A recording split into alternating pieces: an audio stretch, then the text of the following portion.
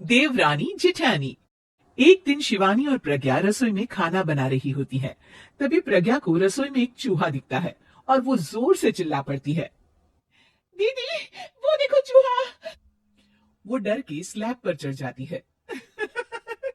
अरे चूहा ही तो है, तू तो ऐसे डर रही है जैसे तूने कोई भूत देख लिया हो। कितनी डरपोक है तू भी ना प्रज्ञा। आप ज्यादा हंसो मत दीदी, हर इंसान को किसी ना किसी चीज से डर लगता है। लगता होगा, पर मुझे तो किसी चीज से डर नहीं लगता। मैं तो बहुत बहादुर हूँ, पर तू हद कर दी भाई, एक चूहे से डर गई है। एक दिन प्रज्ञा अपने कमरे से बाहर निकल रही होती है और तभी शिवानी उसे पीछे से आकर डरा देती है।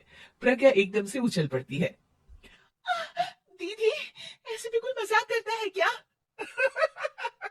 अरे सर, अपनी शक्ल तो देख, एकदम बैंगन की तरह नीली पड़ गई है। अरे मेरी देवरानी इतनी बड़ी डरपोक है, मुझे तो पता ही नहीं था। आप ऐसे चौंकाओगे तो कोई भी डरेगा ना। अरे नाना, कोई बहाना अब काम नहीं आएगा। आज से ना तुम्हारा नाम है डरपोक प्रज्ञा। शिवानी प्रज्ञा का मजाक उड़ाकर चली जाती है। प्रज्ञा शिवानी की मजाक उड़ाने की आदत से परेशान हो जाती है। जब देखो मेरा मजाक उड़ाती रहती है, इनकी शिकायत तो मम्मी जैसे करनी ही पड़ेगी मुझे।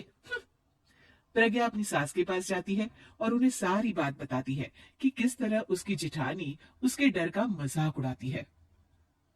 ओहो, तो बड़ी बहू को बड़ा घमंड है अपनी बहादुरी पर।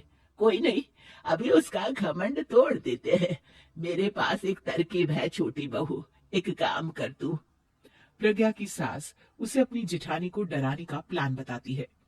ये तो बहुत अच्छा आइडिया है मम्मी जी, क्या बात है। आइडिया सुनकर लग रहा है कि आप अपने बचपन में काफी शरारती रही होंगी मम्मी जी। अब आएगा मजा मेरी बहादुर जेठानी जी को। प्रज्ञा अपनी जेठानी को डराने का एक प्लान बनाती है। रात में वो शिवानी के पास जाती है और कहती है, दीदी, मुझे ना बहुत डर लग रहा है। क्या हुआ मेरी डरपोक देवरानी?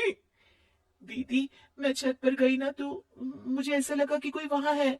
ऐसा लगा जैसे मुझे कोई वहां देख रहा था, जैसे कोई साया। अरे क्या बक रही हो, तेरा वहम होगा। नहीं नहीं दीदी, आप चलो ना प्लीज मेरे साथ, मुझे तो बहुत डर लग रहा है। मेरी एक साड़ी सूख रही थी, वही लानी है। प्लीज आप चलिए ना ऊपर मेरे साथ। ओफो, चल। प्रज्ञा शिवानी को बहाने से छत पर ले जाती है और वो उसके पीछे चल रही होती है। ले आ गए हम छत पर, कहाँ है भूत, दिखा, कहीं तो है नहीं। तभी प्रज्ञा चुपके से सीढ़ियों पर छुप जाती है और शिवानी छत पर अकेली रह जाती है। अरे प्रज्ञा, कहाँ चली गई? प्रज्ञा एकदम से सीढ़ियों का दरवाजा बंद कर देती है। अब शिवानी को डर लगने लगता है। मैं नीचे चली जाती हूँ। लगता है प्रज्ञा भी नीचे ही चली गई है। तभी उसके सामने एक खुले बाल सफेद साड़ी में औरत खड़ी होती है। शिवानी उस औरत को देखकर डर जाती है। हाल तू जलाल तू भाई भला को टाल तू, हाल तू जलाल तू भाई भला को टाल तू।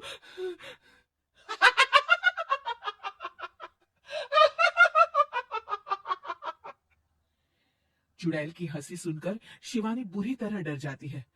नहीं नहीं, मुझे छोड़ दो, भगवान के लिए मुझे छोड़ दो। नहीं नहीं नहीं नहीं नहीं नहीं नहीं, नहीं। मैं तुझे नहीं छोड़ूंगी, मैं तेरा खून पी जाऊंगी। तभी चुड़ैल की हंसी उसकी सास की हंसी में बदल जाती है।